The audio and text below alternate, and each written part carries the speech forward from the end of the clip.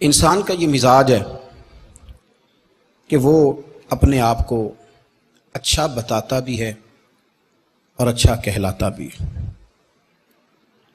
روز بروز اس کے اندر یہ خواہش بڑھتی چلی جاتی ہے کہ لوگ مجھے اچھا کہیں، اچھا جانیں، میری تعریف ہو، خود پسندی میں مبتلا ہوتا جاتا ہے۔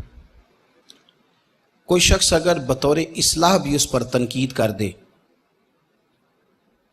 تو اس کو وہ بھی چیز پسند نہیں ہوتی، اور بہت ساری جگہوں سے، بہت سارے معاملات سے وہ اس لیے بھی رک جاتا ہے کہ وہاں چیزیں اس کی مرضی کے مطابق نہیں چل رہی۔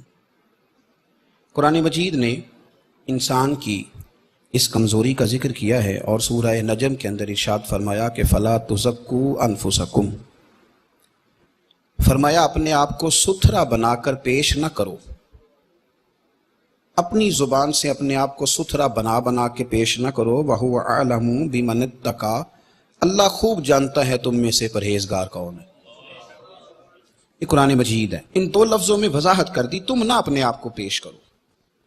ہمارے ہاں ہر آدمی کا مزاج ہے، ہم اپنی خدمات بتاتے ہیں، اپنی خدمات گنواتے ہیں، اپنا تعارف کراتے ہیں، اپنے منہ سے اپنا آپ بتاتے ہیں۔ اس کا نقصان یہ ہوتا ہے، کمزوری یہ واقعہ ہوتی ہے کہ انسان اخلاقی طور پر اور روحانی طور پر کمزور ہو جاتا ہے۔ اس آدمی نے 5 سال کسی ادارے میں پڑھا لیا، وہ بھی بتا رہا ہے جی الحمدللہ 5 سال سے قرآن پاک پڑھا رہا ہوں۔ کس کو بتا رہے ہو؟ اگر تو اللہ کی رضا کے لیے یہ کام کیا تو پھر بتانے کی کیا ضرورت ہے؟ اللہ کریم تو جانتا ہے۔ میں نے وہاں 10 سال نوکری کی دین کی، تو بتا کس کو رہے؟ کس کو آپ یہ بات بتلا رہے؟ یہاں تو اپنا بتانے کا اتنا عجیب ذوق پیدا ہوا ہے کہ اپنے والد کو حج کرا کے لوگ دنیا کو بتا رہے ہوتے ہیں۔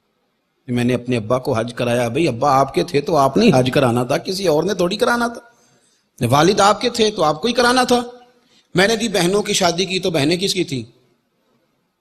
میں نے بھائی کے ساتھ مدد کری تو بھائی کس کا تھا؟ میں نے دی اپنے استاد کی بڑی خدمت کی، ان سے پیار کیا تو بھئی استاد بھی تو آپ کے تھے نا۔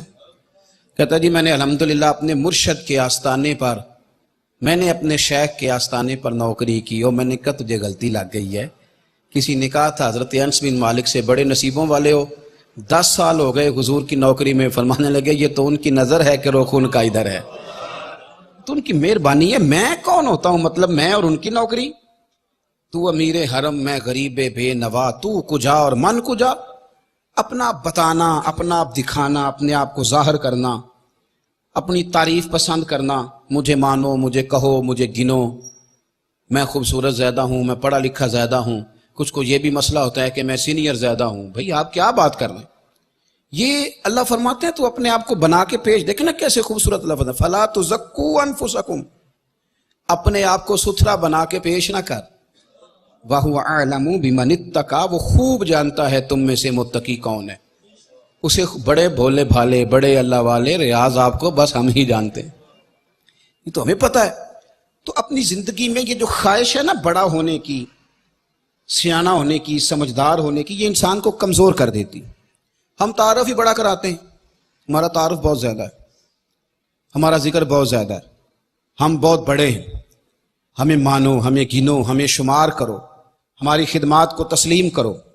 ہمارے ہاں تذکرے کیے جاتے ہیں، باتیں کی جاتی ہیں۔ میرے رسول کریم صلی اللہ تعالیٰ علیہ وآلہ وسلم ایک حدیث ہے، اور میرا خیال ہے کہ یہ حدیث ہمیں بتائے گی کہ وہ جو ہمارے اندر ادھیڑ پدیڑ ہے نا، وہ جو مد و جزر ہے، وہ جو دل لگتا نہیں، کہیں ٹھہرتا نہیں، وہ جو نماز میں طبیعت جمتی نہیں، وہ جو قرار ملتا نہیں، وہ جو سکون آتا نہیں، تو یہ ایک حدیث بہت سارے ہمارے باطنی سوالوں کا جواب دے گی۔ رسول کریم صلی اللہ تعالیٰ علیہ وسلم نے فرمایا، یہ کنز المال کی حدیث ہے، حضور فرمانے لگے مال اور مرتبے کی محبت، مال اور مرتبے کی محبت، یعنی پیسے کی محبت اور عزت کی محبت کہ میں بڑا ہو جاؤں، میں چاہا جاؤں۔ فرمایا مال اور مرتبے کی محبت مومن کے دل میں منافقت کو اس طرح اگاتی ہے جس طرح پانی سبزے کو اگاتا ہے۔ مومن منافقت کے راستے پہ چل پڑ، اللہ کرے لوگوں کو سمجھ آئے اس بات، اللہ کرے ہمیں سمجھ آئے۔ یہ تو مال کمانے نہیں نکلا، اور یہ تم مرتبہ حاصل کرنے جب نکل پڑا ہے تو فرمایا تیرے اندر منافقت، پھر نہ حلال حرام کی تمیز رہ جائے گی، نہ اپنے بیگانے کی تمیز رہ جائے گی، کوئی پتہ ہی نہیں رہ جائے گا.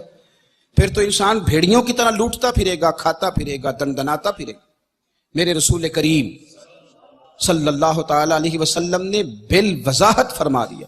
حضور فرمانے لگے یاد رکھو اس محبت کو پنپنے نہ دینا، اس کے اندر زیادہ قوت نہ آنے دینا کہ تمہارے لیے مشکلات پیدا ہو جائیں، اس کو اتنا زیادہ بڑھوتری نہ دینے لا کہ پھر تمہارے لیے واپس لوٹنا مشکل ہو جائے.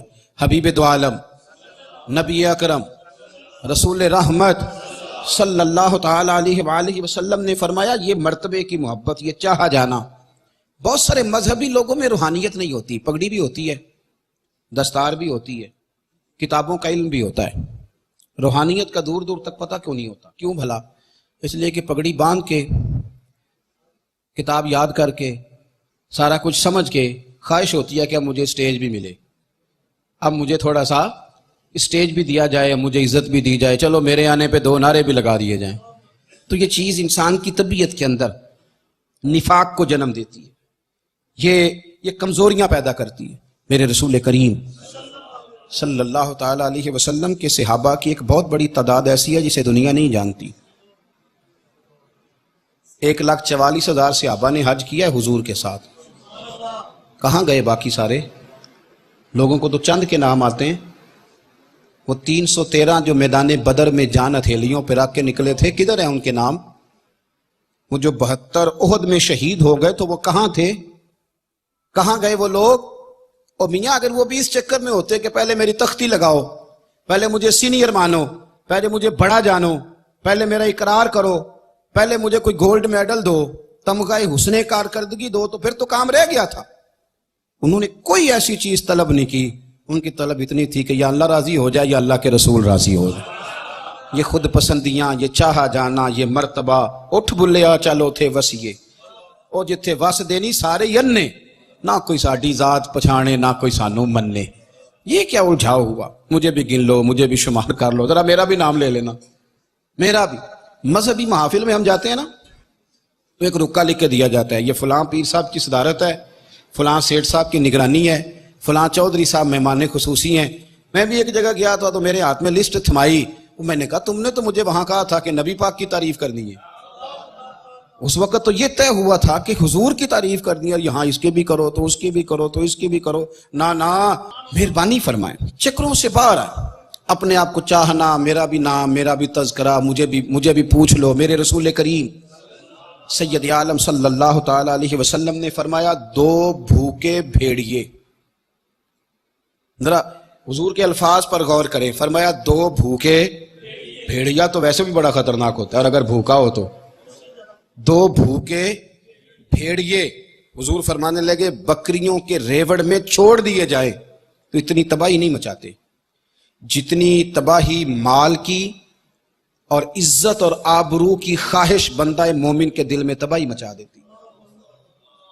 اللہ کرے سمجھ آئے ہمیں.